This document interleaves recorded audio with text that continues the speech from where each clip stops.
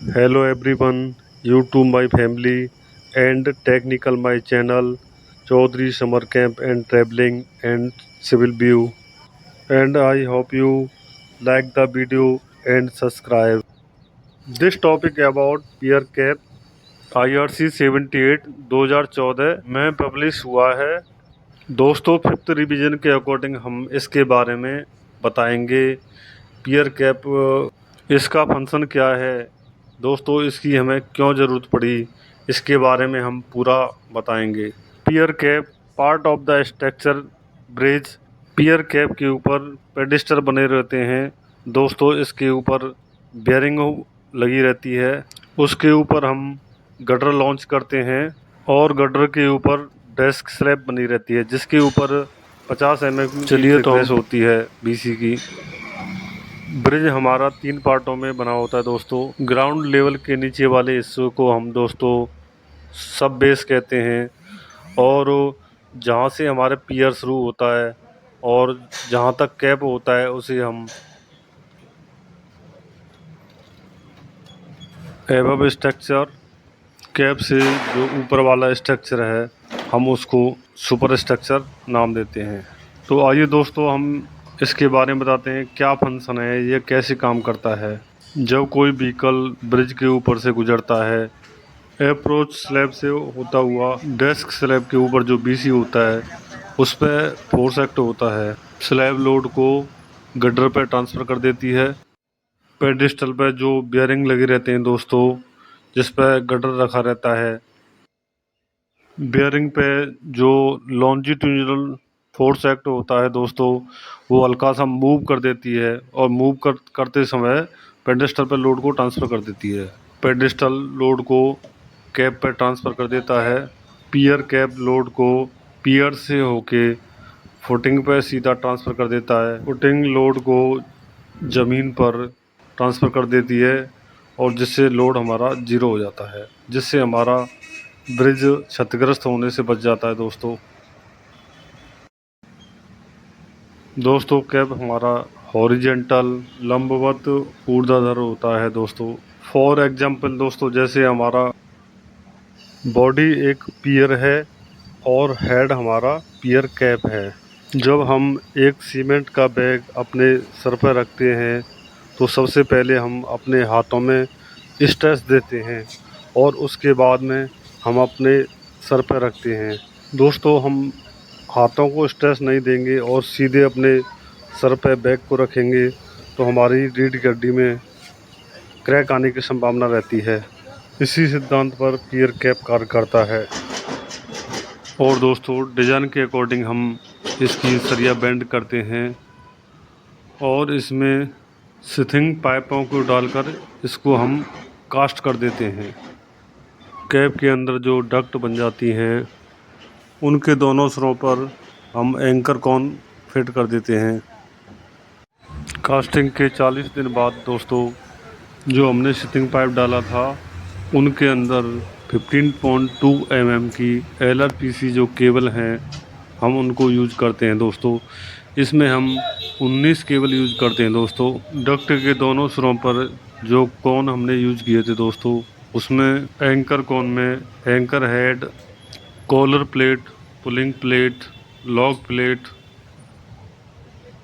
Beige और master bases की सहायता से हम इसको लॉक कर देते हैं और हाइड्रोलिक जैकों की मदद से इनको खींचा जाता है, जिससे हम इसको स्ट्रेस देते हैं। इस दोस्तों देखो लाइव बेज हैं हाफ इंच के, ये मास्टर बेज हैं 40 mm की लेंथ है दोस्तों। इनकी सहायता से केबल को हम लॉक करते हैं। कैप को हम दोस्तों जैसे स्ट्रेस देते हैं तो ये ऊपर की ओर डिफ्लेक्शन होता है और लोड देने पर हल्का सा नीचे की ओर अपनी स्थिति में आ जाता है, जिससे लोड हमारा पूरा कैप पर लंबवत ट्रांसफ़र हो जाता है।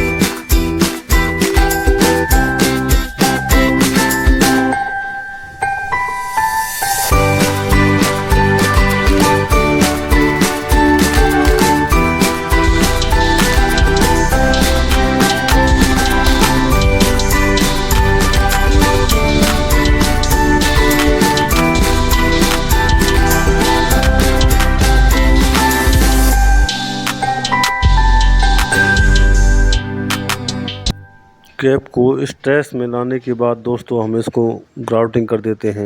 ग्राउटिंग दोस्तों इसमें हम 3 चरणों में करते हैं। दूसरी ग्राउटिंग गटर रखने के बाद और तीसरी डेस्क स्लैब करने के बाद में करते हैं। सबसे पहले चूने के पानी से वॉश करते हैं हम इसको। अल्ट्राटेक OPC 43 हम सीमेंट लेते हैं और एडमिक्सर फॉस्फोरस सीबेक्स 100 जिसका वाटर सीमेंट रेशियो हमने 0.42 रखा है। वाटर सीमेंट रेशियो 0.5 से ज़्यादा नहीं होना चाहिए। फिर हम इसको मिक्सिंग करते हैं। ये देखिए मिक्स हमारा तैयार हो चुका है, ग्राउटिंग के लिए भेज रहे हैं। मशीन का प्रेशर 6 kg प्रति सेंटीमीटर स्क्वायर और ग्राउटिंग का फोर्स 5 से 6 kg प्रति सेंटीमीटर स्क्वायर होना चाहिए।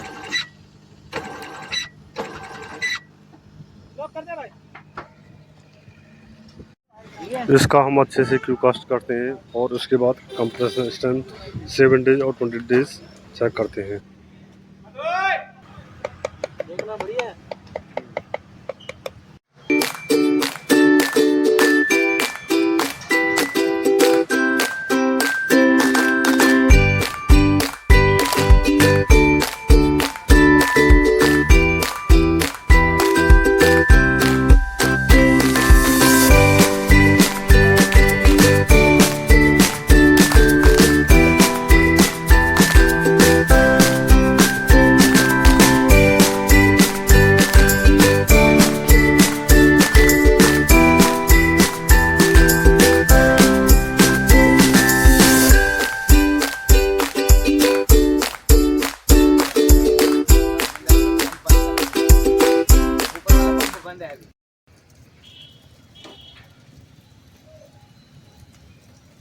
वीडियो में बने रहने के लिए धन्यवाद।